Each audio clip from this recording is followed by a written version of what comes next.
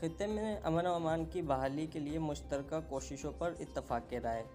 वज़ीर ख़ारजा शाह महमूद कुरैशी और उनके रूसी हममनसब सर्गी लावरोव के दरमियान टेलीफ़ोन पर गुफ्तगू के दौरान किया गया।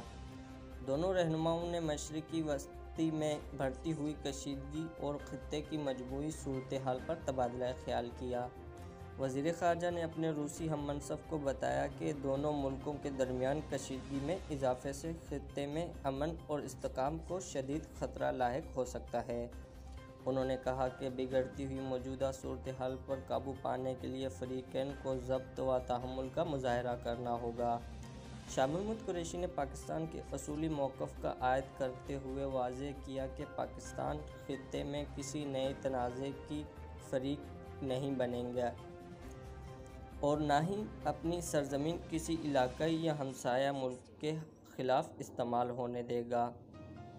दोनों वज़ीर ख़ारजा ने इलाक़ाई अमन के लिए मुश्तरका कोशिशें करने पर भी इत्तफ़ाक़ किया। अमरीकी नायब वज़ीर ख़ारजा का दौरा जनूबी एशिया किस मुल्क का दौरा सबसे पहले करेंगे और क्यों? असल कहानी आगे पढ़िए। वाज़ेह रहे कि अमरीकी नायब वज़ीर ख़ारजा एलिस वेल्स 13 जनवरी से जनूबी एशिया का दौरा करेंगी और पाकिस्तान भी आएंगी। अमरीकी नायब वज़ीर ख़ारजा 13 जनवरी से जनूबी एशिया के दौरे पर निकलेंगी और सबसे पहले कोलंबो का दौरा करेंगी। श्रीलंका के बाद एलिस वेल्स भारत का 4 रोज़ा दौरा करेंगी।